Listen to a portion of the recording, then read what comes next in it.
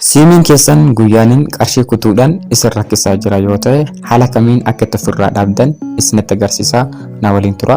Egaa yeroo ammaa kanatti jechuudha namoonni hedduun siimiin isaanii yeroo isaan kaardii guuttatan jalaa muraa jechuudha. Qarshii 3, 10, haga 30, haga 60 yeroo kaardii guuttatan osoo isaan hin beekinitti kaardii san jalaa muraa jechuudha. Isa sana ammoo haala kamiin akka dhaabdan isinitti agarsiisaa. Viidiyoo kana haga dhumatti dhaggeeffadha. Akkasuma immoo chaanaalee Walbaasiitii viidiyoowwan akkasii waan hojjetuuf subscribe godhuudhaan itti fayyadamaa. Viidiyoon kun ammoo nama hedduu fayyaduu danda'a waan ta'eef share gochuudhaan eegala. Egaa isa kana tajaajila isin galmooftantu jira jechuudha. Itiyoo Telekoom irratti. Itiyoo Telekoom ammoo akkaataa tajaajiloota sanniin ofirraa itti dhaabnu ni jira jechuudha. Kanaaf isa kana ofirraa ittisuudhaaf gara iddoo bilbilaa deemuudhaan urjii 9 duwwaa riqicha godhuudhaan bilbiltu.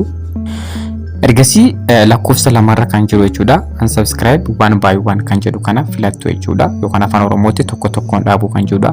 Akkasitti yeroo lakkoofsa lamatti ergitan wantoonni kunniin lakkoofsa tokkorra lakkoofsa lamarra kan jiran kunniin warroota maallaqa keessan kutanidha jechuudha. Fakkeenyaaf teeleepileeyin kun qarshii 3 guyyaan ni mura jechuudha. Kan lammaffaa kunniin akkasuma qarshii 2 mura jechuudha. Egaa ofirraa ittisuudhaaf yeroo lakkoofsa lama ergitanii teeleepileey kan jedhu san itti ofirraa dhaabuudhaaf lakkoofsa tokko itti ergitan. Ergasii immoo meeseejii haala kanaan isiniif erga jechuudha. Tajaajila san addaan murtanii jirtan kan jedhu jechuudha. Ammallee tajaajiloota keessan hedduu yoo ta'e jecha fakkeenyaaf amma kan qarshii 3 kutuu jira, kan 7 kutuu jira. Tokko tokkoon akkuma sanitti dhaabaa deemtanii jechuudha. Ammas urjii 9 duwwaa gootanii bilbiltuu ergasii boodatti lakkoofsa 2 itti ergitanii jechuudha. Lakkoofsa 2 irratti unsubscribe yookaan ammoo tajaajila galmooftan addaan kutuu kan jiru san. Fakkeenyaaf amma tajaajila lamaan galmaa'ee turanii amma kan lammaffaarraa sun tokkorra ta'ee jira jechuudha. Call signature kan jedhu kana ofirraa dhaabuudhaaf lakkoofsa 1 ammallee deebisee itti ergaa jechuudha. Haala kanaan tajaajiloota birrii isinirraa kutan ofirraa dhaabdu jechuudha. Egaa amma meeseejii naaf ergaa jechuudha. Tajaajila san addaan murtanii jirtan kan jedhu jechuudha.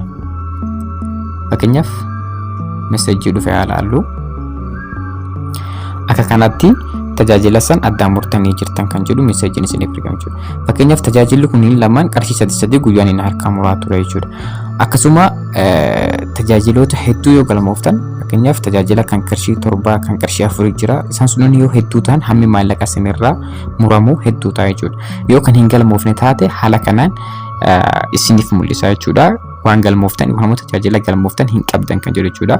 Akkasuma ammoo asirratti afaan Oromootti jijjiirrachuu barbaadan lakkoofsa 7 language change kan jedhu kana filachuudhaan afaanota Itiyoo Telekoom hojjetu jechuudha.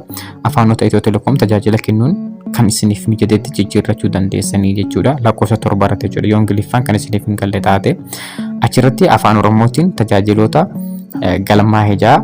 Taansuudhaan ammoo tokko tokkoon dhaabuu kan filatanii jechuudha. Hundumaa dhaabuu kan jiru kan lakkoofsa dhiheessuun sirriidhaa miti jechuudha. Hin dhaabuu hokka tokkoon waan ta'eef tokko tokkoon dhaabuu kan jedhu san filachuudhaan ofirraa dhaabdu jechuudha. Tajaajila ammoo CRBT kan jiru yookaan ammoo sagalee bareechuudhaa kan jedhu san dhaabuudhaaf lakkoofsa 4 irra kan jiru jechuudha. CRBT yoo galmooftanii jiraatan qarshii 7 inni ja'atti kan fudhatu. Isinillee ofirraa dhaabuu yoo barbaadan lakkoofsa 4 itti erguudhaan tajaajila CRBT ofirraa dhaabdu jechuudha. Egaa viidiyoon kun viidiyoo namoota hedduu fayyaduu danda'u waan ta'eef share gootanii hiriyaa keessan bira akka geessan